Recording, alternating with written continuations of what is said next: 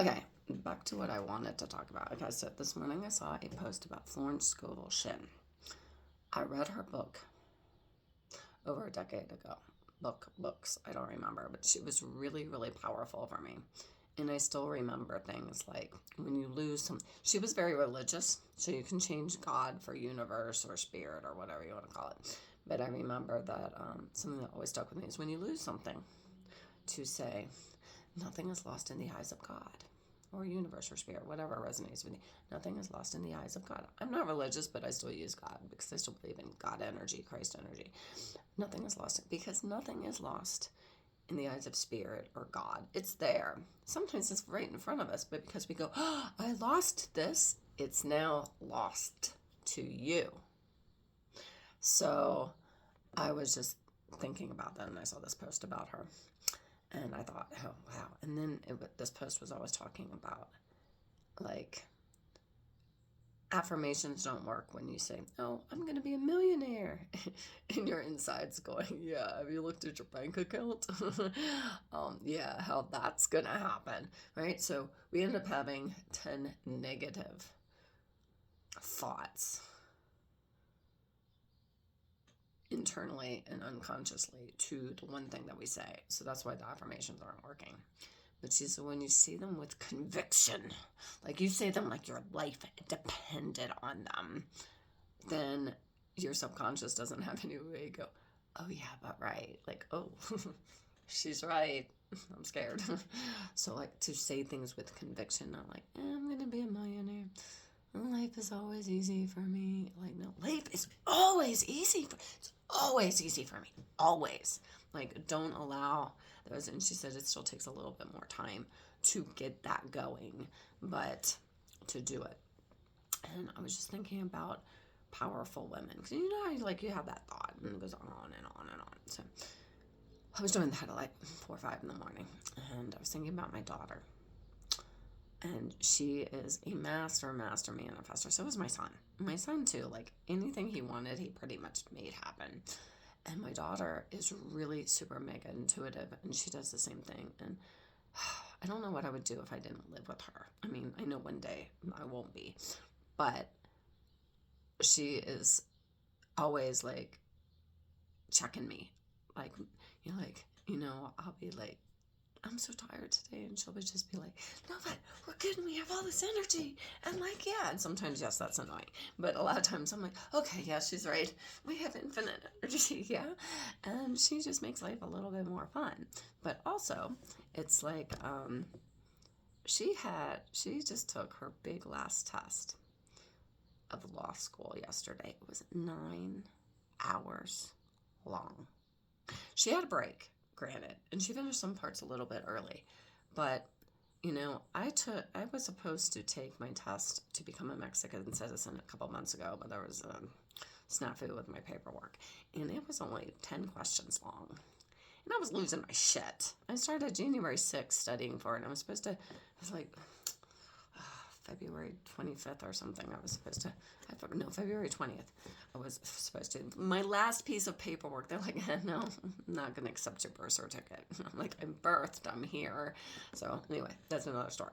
But she, 9-hour test on law. Ugh. I don't know why she wanted to study law. When she started studying, she goes, I don't like this. I was like, I don't know why you studied. But she stuck with it. For 3 years, she has stuck with this because that's the carrera in Mexico, 3 years. And but it's dedicated from the beginning for law. And it was year round because it was online. And she dedicated to something she didn't even really want to do with almost perfect scores. And then yesterday I took this 9-hour exam, and I was nervous for her. I was in my classes, and I couldn't function, and I was thinking about her, and she was terrified, but yet she had such this great, like, attitude about it the whole time. She was convinced, she was, like, totally dedicated and speaking with conviction. I'm going to say convicted. She wasn't convicted. She's speaking of law. But with conviction, she was like, oh, this is so easy. I'm going to pass it so easily. I'm going to be awesome because I am awesome. And she is. She really, really is. So I was just thinking about, like, how we just have to sometimes shove that doubt and that worry out of our thought. Because when she finished her test and there was just this big, oh, and then there's this like big void, we realized that she's done with school. She's finished school. She has to wait 1 month for her test results. And, but she doesn't have any more school. Well, she's probably going to go for a master's maybe, but it was just like, I just felt like everything like was like lifted, and I was like, I'm worrying about things like a registered letter that ended up being a cat toy, which my cat loves, by the way. And you can see that in a previous video. But I was just like, she's just so infectious, and like how we can be this to other people, but most of all, we should be this to ourselves. Like really just, sometimes, we try to be, and I don't want to say be inauthentic. If you're in a bad place, don't go, oh, my life is great. But because you're not going to believe that. But when you really try to be more, like say things with more conviction, like life is great. Even no matter how bad your life is, like life is great. We're breathing. That's a magnificent world out there. Nature is so cool.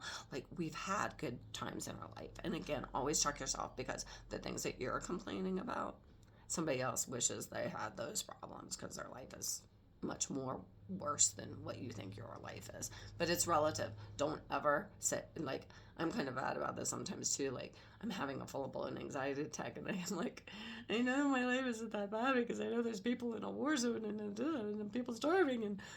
But if it really does affect you, that you're having, physical symptoms of like a panic attack or whatever, you have to honor that for your body, because everything is relative. And I know I talked about this before, but the other day when I was having this 2-hour anxiety into a panic attack, like physical symptoms happening to my body over a registered letter that ended up being a cat toy. A moment of silence for my anxiety. But it was how powerful mental health can be.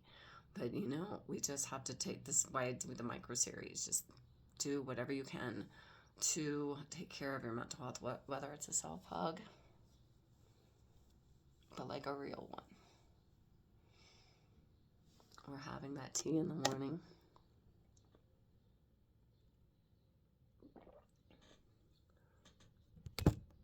watching your animal sleep, because it feels so safe in the home that you gave it.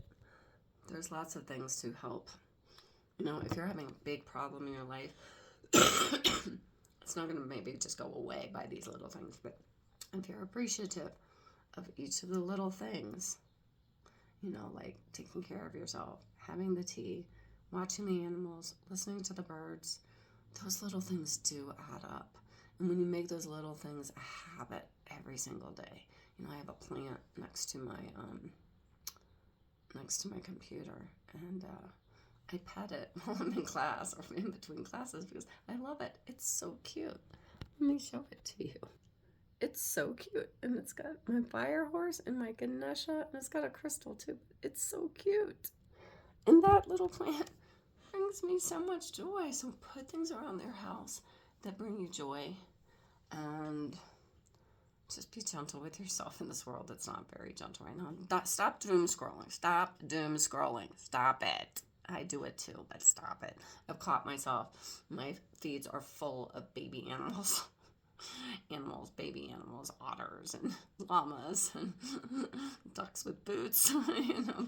Do things that make you laugh, and try not to take life so seriously, because, well, anyway, I'm about to run out of memory again. I'm getting into these longer and longer videos. I'm sorry, because just watch me on 2x. It's better.